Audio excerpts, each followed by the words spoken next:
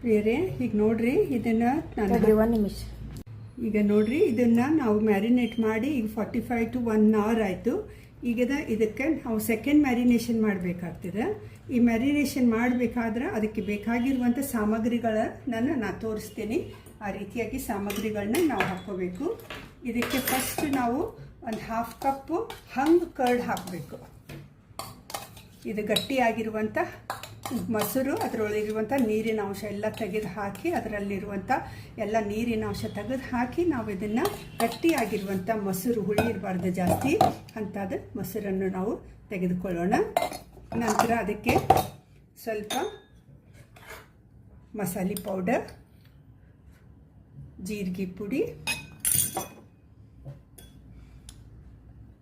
Amchur powder, ಹವೀಸ್ ಪುಡಿ, powder, ಧನಿಯಾ powder ಮತ್ತು ಜೀರಿಗೆ ಪುಡಿ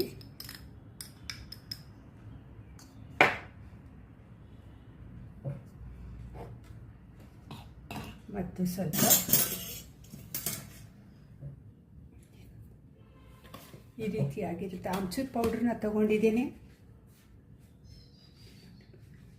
ಮತ್ತು ನಾನು ಚಾಟ್ ಮಸಾಲ, ಸ್ವಲ್ಪ ಚಾಟ್ ಮಸಾಲ ಹಾಕ್ತಾಯಿದ್ದೀನಿ ಮತ್ತು ಕರಿಮೆಣಸಿನ ಪುಡಿ ಸ್ವಲ್ಪ 1/4 ಟೀ ಸ್ಪೂನ್, ಯಾಕಂದರೆ ಈಗ ಖಾರ ಪುಡಿ ಹಾಕಿದ್ದೀವಿ ಅದಕ್ಕಾಗಿ. ಮತ್ತೀಗ ಇದರಲ್ಲಿ ನಾವು ಹಸಿಮೆಣಸಿನ್ಕಾಯಿ ಚಿಕ್ಕದಾಗಿ ಸಣ್ಣ ಸಣ್ಣ ಹೆಚ್ಕೊಂಡು ಅದಕ್ಕೆ ಜಜ್ಜಿಕೊಂಡು ಅದನ್ನು ಇಟ್ಟಿದ್ದೀನಿ. ಮತ್ತು ಇವಾಗ ಸ್ವಲ್ಪ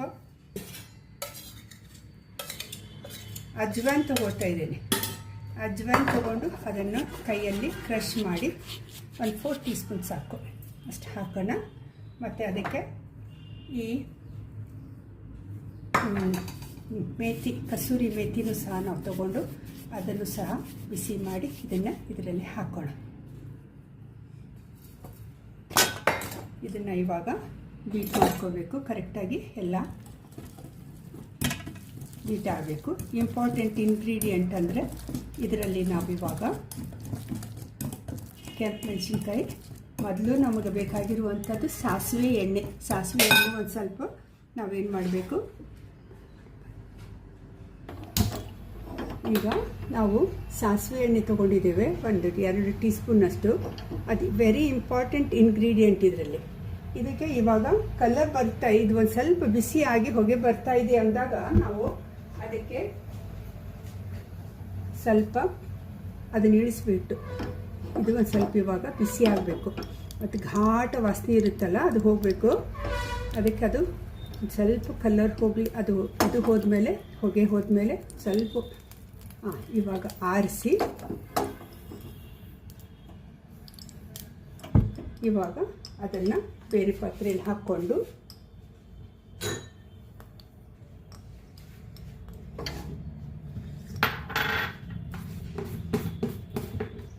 ಸ್ವಲ್ಪ ಖಾರ ಪುಡಿ ಹಾಕಿ ಚೆನ್ನಾಗಿ ಅದನ್ನು ಮಿಕ್ಸ್ ಮಾಡಬೇಕು. ತುಂಬ ಚೆನ್ನಾಗಿ ಕಲರ್ ಬರುತ್ತೆ. ನಿಮ್ಗೆ ಕೆಂಪು ಕಲರ್ ಹಾಕಬೇಕಂತಲೇ ಆಗೋದಿಲ್ಲ, ಅಷ್ಟು ಚೆನ್ನಾಗಿ ಅದು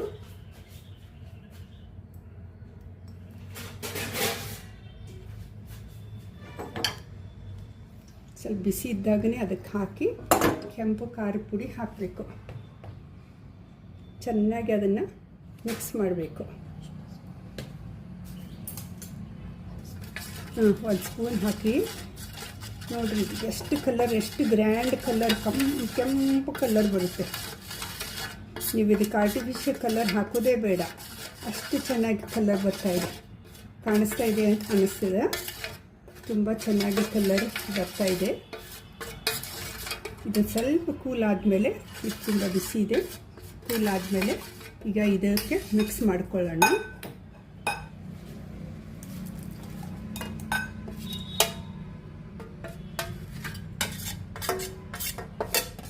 ಚೆನ್ನಾಗಿ ಇದನ್ನು ಇವಾಗ ಮಿಕ್ಸ್ ಮಾಡ್ಕೊಳ್ಳೋಣ.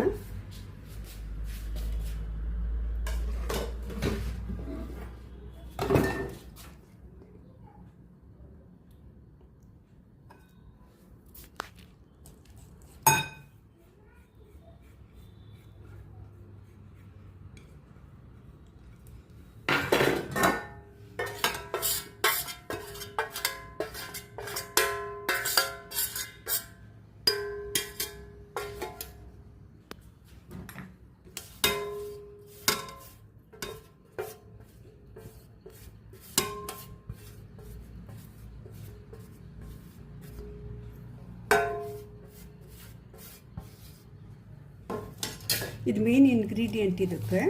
ಇವಾಗ ನೋಡಿ ಕಲರ್ ಎಷ್ಟು ಚೆನ್ನಾಗಿ ಬಂದಿದೆ, ರೆಡ್ ಕಲರ್.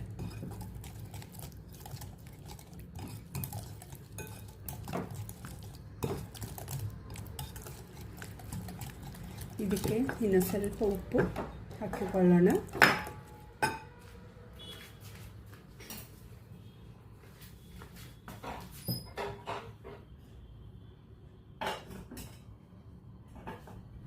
ಫಸ್ಟ್ ಮ್ಯಾರಿನೇಷನ್ ಹಾಕಿದ್ವಿ ನಾವು, ಅದಕ್ಕೆ ಈಗ ಸ್ವಲ್ಪ ಹಾಕ್ಕೊಳ್ಳೋಣ.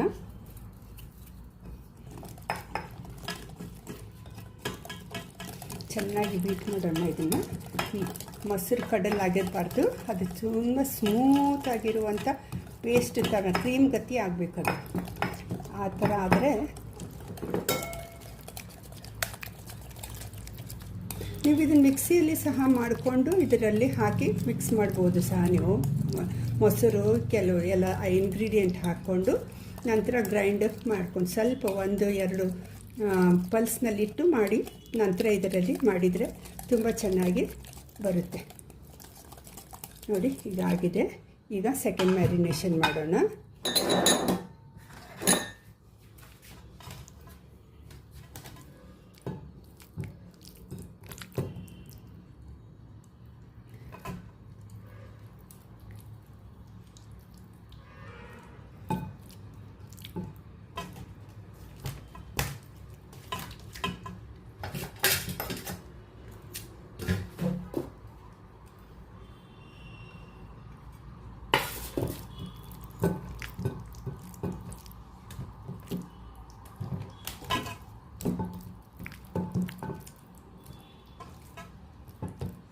ಅದು ಎಲ್ಲ ಸ್ಲಿಟ್ನಲ್ಲಿ ಎಲ್ಲ ಮಸಾಲೆ ಹೋಗಬೇಕು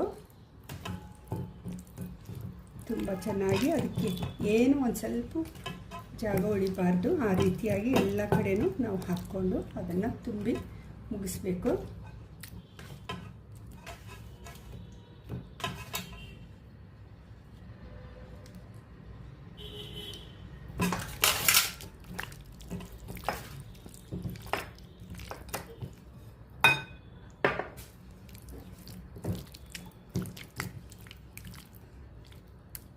ಈ ರೀತಿಯಾಗಿ ನಾವೆಲ್ಲ ಅದನ್ನು ತೆಗೆದಿಟ್ಟು ಒಂದು 15 ನಿಮಿಷ ಮತ್ತೆ ಇದನ್ನು ನಾವು ಪ್ಯಾನ್ ರೆಡಿ ಮಾಡುವವರೆಗೂ ಇದು ಮ್ಯಾರಿನೇಟ್ ಆಗಿರಲಿ. ನಾನು ಒಂದು ಟ್ರಿಕ್ ಹೇಳ್ಕೊಡ್ತೀನಿ, ಅದ್ರಂಗೆ ಮಾಡಿರಿ ನೀವು. ತುಂಬ ಚೆನ್ನಾಗಿ ಅದು ಯಾವುದೇ ರೀತಿಯ ಗಲೀಜಾಗೋದಿಲ್ಲ ನಿಮ್ಮ ಸ್ಟೋವ್. ಆ ರೀತಿಯಾಗಿ ನೀವು ಚೆನ್ನಾಗಿ ನೀವು ಇದನ್ನು ಬೇಯಿಸ್ಬೋದು. ನೋಡಿ ಈಗ ಇಲ್ಲಿದೆ, ಈ ರೀತಿಯಾಗಿ ಎಲ್ಲ ಕಡೆನೂ ನಾವು ಹಚ್ಚಿದ್ದೀವಿ. ಇದನ್ನು ಹಿಂಗೆ ಇಟ್ಟುಬಿಡೋಣ. ಈಗ ನೆಕ್ಸ್ಟ್ ಸ್ಟೆಪ್ಗೆ ಹೋಗೋಣ.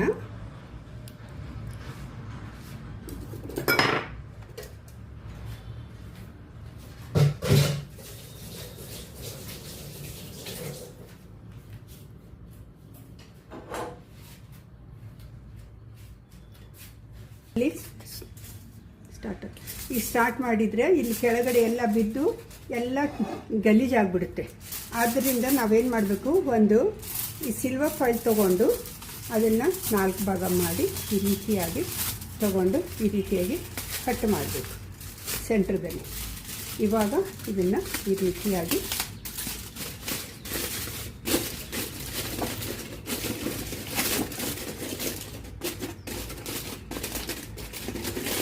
ಗ್ರಿಲ್ ಮಾಡಬೇಕಾದ್ರೆ ನಮಗೇನಾಗೋದಿಲ್ಲ, ಕಬಾಬ್ ಮಾಡಿದ್ದೇನು ಇದರಲ್ಲಿ ಹೊರಗಡೆ ಬಿಡೋದಿಲ್ಲ. ರಸ ಸೋರಿದ್ರು ಇದರಲ್ಲೇ ಸೋರು ಬೀಳ್ತದೆ.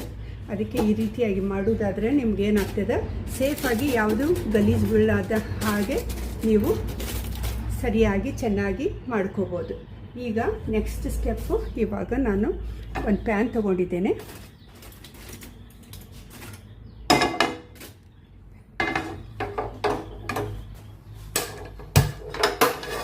ಪ್ಯಾನಿಗೆ ಸ್ವಲ್ಪ ಎಣ್ಣೆ ಹಾಕ್ಕೊಳ್ತಾ ಇದ್ದೇನೆ. ನಿಮ್ಮ ಕಡೆ ಯಾವ ಎಣ್ಣೆ ಇದೆ ಆ ಎಣ್ಣೆ ಸ್ವಲ್ಪ ಹಾಕ್ಕೊಳ್ರಿ, ಜಾಸ್ತಿ ಹಾಕ್ಕೊಳ್ಬೇಡ್ರಿ. ಯಾಕಂದರೆ ಅದು ಫಿಶ್ನಲ್ಲಿ ನಾವು ಈಗಾಗಲೇ ಹಾಕಿದ್ದೀವಿ ಸಾಸಿವೆ ಎಣ್ಣೆ, ಅದಕ್ಕೆ ಎಣ್ಣೆ ಜಾಸ್ತಿ ಬೇಕಾಗೋದಿಲ್ಲ. ಇದು ಬರೀ ಫ್ರೈ, ಇದಕ್ಕೆ ತಳ ಹತ್ತಬಾರ್ದು ಅಂತ ಅಷ್ಟೇ. ಈ ಸ್ಟೆಪ್ ಆದಮೇಲೆ ನಾವು ಗ್ರಿಲ್ ಮಾಡಬೇಕಾಗ್ತದೆ.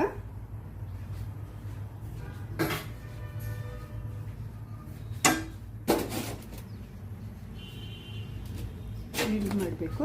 ಫಸ್ಟ್ ಇದು ನಾವು ಇದರಲ್ಲಿ ಇದು ಚೆನ್ನಾಗಿ ಇವಾಗ ಬಾಣಲೆಗೆ ಎಣ್ಣೆ ಹಾಕಿ ಶಾಲೋ ಫ್ರೈ ಗತಿ ನಾವು ಇದನ್ನು ಒಂದು ಫ್ರೈ ಪ್ಯಾನ್ ತೊಗೊಂಡು ಕಾಯೋಕ್ಕೆ ಬಿಡೋಣ.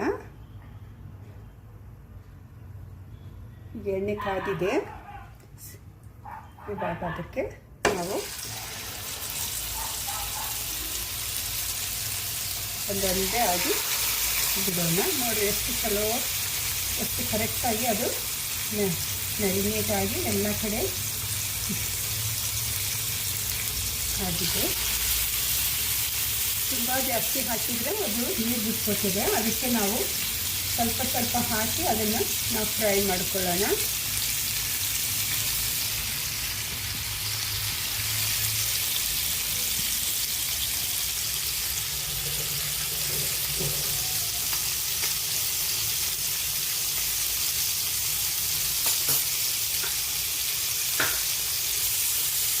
ನೋಡಿ ಈ ರೀತಿಯಾಗಿ ಇದು ಒಂದು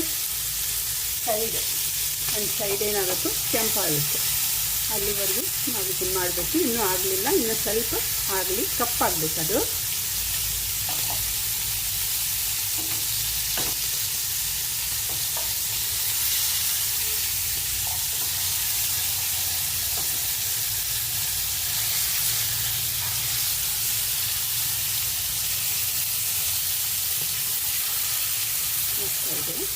ಇದು ಸೈಡ್ ಆಗಲಿ. ಇವಾಗ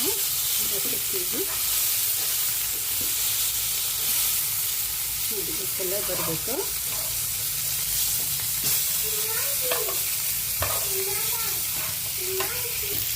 ಇವಾಗ ಇದರಿಂದ ತೆಗೆದು ಎಲ್ಲ ಆಗಿದ್ದು ಇದ್ರ ಮೇಲೆ ನಾವು ಗ್ರಿಲ್ ಮಾಡೋಕ್ಕಿರೋಣ. ನಮಗೆ ಗ್ರಿಲ್ ಬೇಕು, ಎಲೆಕ್ಟ್ರಿಕ್ ಗ್ರಿಲ್ ಬೇಕು, ಓವನ್ ಬೇಕು ಅಂತ ಏನಿಲ್ಲ. ಇದರಲ್ಲೇ ನಾವು ಮಾಡ್ಕೋಬೋದು. ತುಂಬ ಚೆನ್ನಾಗಿ ಬರುತ್ತೆ. ಹೋಮ್ ಮೇಡ್ ನಾವು ಗ್ರಿಲ್ ಮಾಡೋದು ತುಂಬ ಚೆನ್ನಾಗಿದೆ. ನೀವು ಸಹ ಇದನ್ನು ಟ್ರೈ ಮಾಡಿ. ತುಂಬ ಟೇಸ್ಟಿಯಾಗಿರುತ್ತೆ. ಹೋಟೆಲಿಂದ ತರೋದೇ ಬೇಡ. ಇವಾಗ ನೋಡಿ ಇದು ರಸ ಬೀಳ್ತಾ ಇದೆ. ಇದ್ರದ್ದು ಗ್ರೇವಿ, ಇದ್ರದ್ದು ನೀರು ಥರ ಆಯಿಲೆಲ್ಲ. ಆವಾಗ ಅದು ಕೆಳಗಡೆ ಎಲ್ಲ ಬಿದ್ದು ಕೊಲೆ ಆಗಬಾರ್ದು ಅಂಥೇಳಿ ಈ ರೀತಿಯಾಗಿ ನಾವು ಇಡುವುದಾದರೆ ತುಂಬ ಚೆನ್ನಾಗಿ ಅದು ಗ್ರಿಲ್ ಆಗುತ್ತೆ.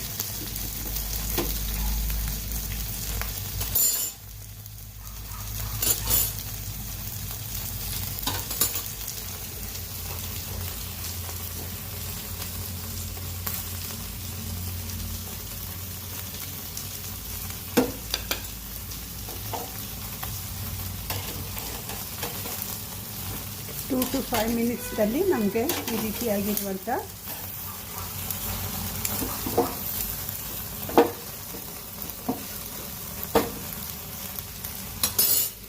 ಚಿಕನ್ ಕಬಾಬ್ ರೆಡಿಯಾಗಿತ್ತು. ಗ್ರಿಲ್ಡ್ ಚಿಕನ್ ಅಟ್ ಹೋಮ್ ನೋಡಿ, ತುಂಬ ಚೆನ್ನಾಗಿದೆ. ತೆಗಿತಾ ಇದ್ದೀನಿ. ಮೊದಲೇ ನಾವು ಅದರಲ್ಲಿ ಫ್ರೈ ಮಾಡ್ಕೊಂಡಿದ್ದಕ್ಕೆ ಇದಾಗಲೇ ಎಲ್ಲ ತುಂಬ ಚೆನ್ನಾಗಿ ಫ್ರೈ ಆಗಿರ್ತದೆ. ಈ ಸ್ಮೋಕಿ ಆಗಿ ಬರಬೇಕು ಅಂದರೆ ಮತ್ತೆ ನೀವು ಇದಕ್ಕೆ ಸ್ಮೋಕ್ ಇಟ್ಟು ಇಡ್ಲಿ ಇಟ್ಟು ನೀವು ಮಾಡಬೇಕು. ನಮಗೆ ಅಷ್ಟು ಇಷ್ಟ ಬರಲ್ಲ ಅದು. ಮಕ್ಕಳೆಲ್ಲ ಹೊಗೆ ವಾಸನೆ ಅಂತಾರೆ, ಅದಕ್ಕೆ ಮಾಡಲ್ಲ. ಈಗಾಗಲೇ ನಾವು ಇದನ್ನು ಬೇಕ್ ಮಾಡಿದ್ದಕ್ಕೆ, ಇದಾಗಲೇ ನಾವು ಗ್ರಿಲ್ ಮಾಡಿದ್ದಕ್ಕೆ ಈಗಾಗಲೇ ಹೊಗೆ ವಾಸನೆ ಇದೆ. ಇಡೀ ಮನೆ ತುಂಬ ಎಲ್ಲ ಹೊಗೆ ಆಗಿದೆ. ಈ ರೀತಿಯಾಗಿ ನೀವು ಮಾಡಿಕೊಂಡು ತಿಂದು ನನಗೆ ಟೇಸ್ಟ್ ಹೇಳಿ. ಇನ್ನೊಂದು ಹಾಕ್ತಾಯಿದ್ದೇನೆ ನೋಡಿ.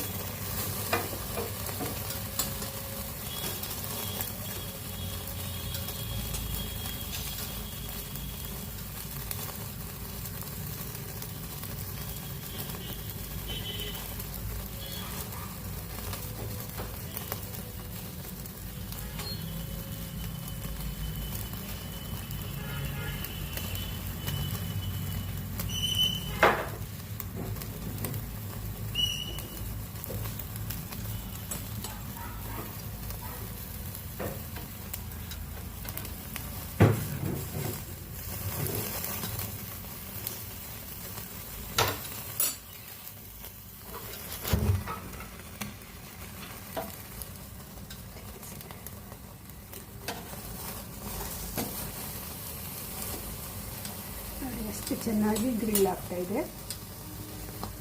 ಈ ರೀತಿಯಾಗಿ ನೀವು ಸಹ ನಿಮ್ಮ ಮನೆಯಲ್ಲೇ ಮಾಡಿಕೊಂಡು ಟೇಸ್ಟಿಯಾಗಿರುವಂಥ ಚಿಕನ್ ಕಬಾಬ್ ಮಾಡ್ಕೊಂಡು ತಿಂದು ನನಗೆ ಹೇಳಿ ಕಮೆಂಟ್ ಮಾಡಿರಿ. ಟೇಸ್ಟಿಯಾಗಿದೆ. ನೀವು ಸಹ ಮನೆಯಲ್ಲಿ ಮಾಡಿಕೊಂಡ್ರೆ ನೀವು ಹೋಟೆಲ್ನಿಂದ ತರೋದೇ ಅವಶ್ಯಕತೆ ಇರೋದಿಲ್ಲ. ನೋಡಿ,